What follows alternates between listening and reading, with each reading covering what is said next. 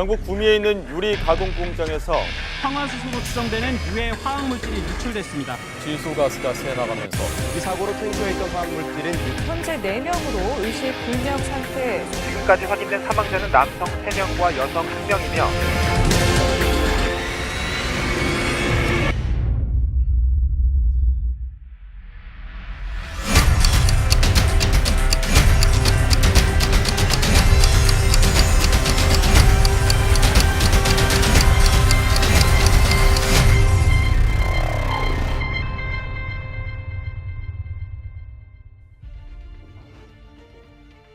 화학사고, 한 번 터졌다면 인간의 삶과 환경에 큰 영향을 미치는 파급력이 큰 사고입니다. 국내 화학산업은 세계 5위 수준으로 국가산업의 중추 역할을 담당하고 있죠. 하지만 화학사고는 매년 증가하며 종사자는 물론 지역 주민까지 불안에 떨게 하는 현실인데요. 여러분, 2012년 경북 구미에서 발생한 불산 누출 사고를 기억하시나요? 자료화면 함께 보시죠. 구미 국가산업단지의 한 화학제품 공장에서 희뿌연 연기가 쉴 새 없이 뿜어져 나옵니다. 인체 치명적인 유독가스인 불산으로 공장 작업장에서 불산을 공급하던 20톤 탱크로리가 터지면서 새어나온 겁니다. 순식간에 인근 지역으로 퍼진 유독가스로 공단 일대가 화학전을 방불케 하는 아수라장으로 변했습니다. 10톤의 불산가스 누출, 이 사고로 현장 근로자 5명이 사망하고 연 인원 수만 명에 달하는 인원이 불산가스와 관련해 진료를 받았습니다.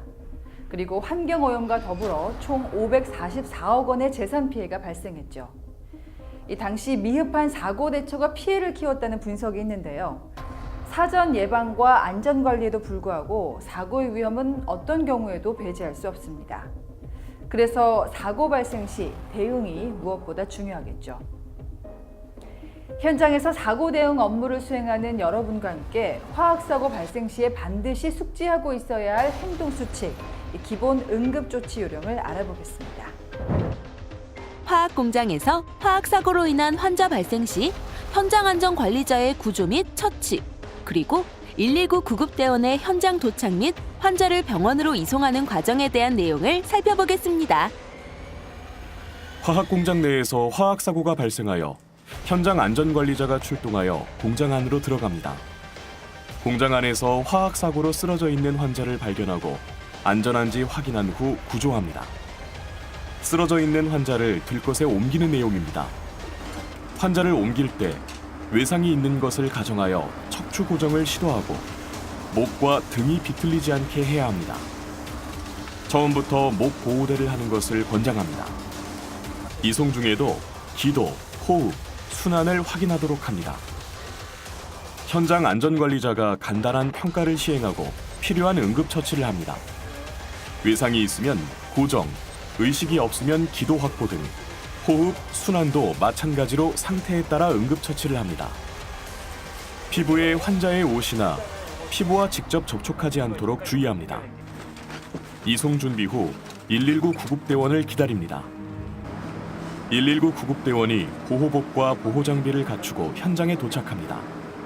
도착한 구급대원은 현장이 안전한지 확인합니다. 구급차를 기다리던 현장 안전관리자를 만나 환자의 상태를 물어보고 기타 인계 사항을 듣고 정보를 파악합니다.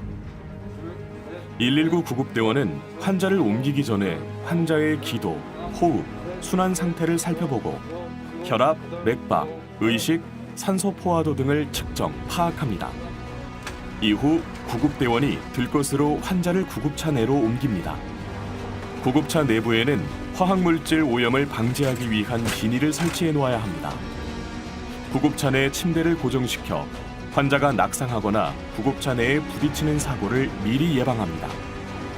다시 한번 환자 상태를 확인하고 병원으로 출발합니다.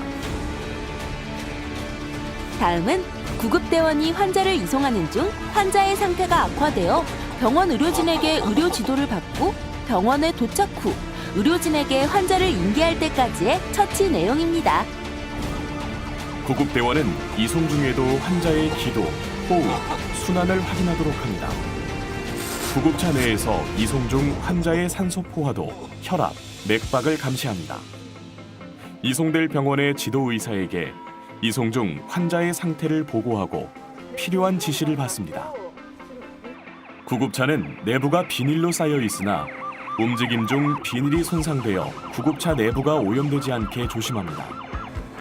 오염 방지를 위해서 환자에 대한 직접 접촉을 최소화하는 것이 원칙이나 생명 유지를 위하여 반드시 필요한 처치를 할 때에는 환자와 접촉하되 반드시 보호 장비를 사용해야 합니다. 이송 중 구급차 내에서 환자 상태가 나빠지고 있어요. 혈압이 감소하고 맥박수가 증가하고 환자의 의식 상태가 점점 더 나빠지고 있어요. 큰일입니다. 지도의사에게 현 상황을 이동 전화로 보고하고 필요한 조치에 대한 지시를 받습니다. 혈압 저하 등 환자 상태가 악화되면 이송 중 구급차를 멈추고 환자 상태를 신속히 확인하고 18게이지 이상의 굵은 바늘로 환자의 정맥로 확보를 시행합니다. 정맥로 확보를 위해 구급차를 멈추지 않고 빠르게 병원으로 이송을 시행할 수도 있습니다.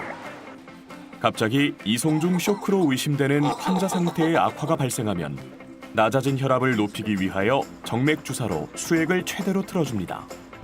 이때 정맥을 주입하는 수액은 1리터의 생리식염수 혹은 하트만 링거액을 사용하면 됩니다. 응급처치 후 의식 상태가 호전되어서 다행이에요. 환자의 상태가 호전되면 환자에게 현재의 시간, 장소, 환자의 성명 등을 우선 확인합니다. 현재 불편한 증상, 최근 복용했던 약, 병원을 다닌 경력, 사고 시간, 사고 시 상황 등에 대하여 확인합니다. 환자분 성함 말씀해 보세요. 지금 어디가 불편하세요? 최근에 병원 간 적 있으세요? 환자를 구급차에서 내리기 전에 마지막으로 환자의 의식, 혈압, 맥박수, 산소 포화도 등을 확인합니다. 환자를 구급차에서 내리고 화학사고 분류 및 처치소로 진입합니다. 만약 환자의 상태가 위중하면 즉시 옮기지 않고 응급처치를 시행할 수 있습니다. 구급대원은 환자를 침대에 옮긴 후 환자 상태를 의료진과 함께 확인합니다. 의료진에게 환자의 사고 상황 및 현장에서의 상태와 이후 이송 중 환자 상태의 변화, 처치, 그리고 그 결과에 대해 설명하며 환자를 인계합니다. 구급대원은 오염 차단용 비닐과 보호복, 보호 장비를 정해진 수거함에 모아 폐기합니다. 지금 이 순간에도 산업 현장은 쉴 새 없이 가동되고 있습니다. 화학사고는 언제라도 발생할 수 있고 그 피해 규모가 매우 클 수 있으므로 안전관리 역량 강화와 인명피해 최소화를 위한 응급처치가 매우 중요합니다. 화학사고 현장 안전 담당자 여러분, 각자 임무와 역할이 몸에 배도록 평소에 끊임없는 연습과 훈련을 반복해 화학사고에 대비하고 나아가서는 사고에 대한 피해를 최소화하도록 해야겠습니다. 화학사고를 예방하고 제대로 대비하는 법, 안전한 작업 환경, 행복한 삶을 위한 지름길.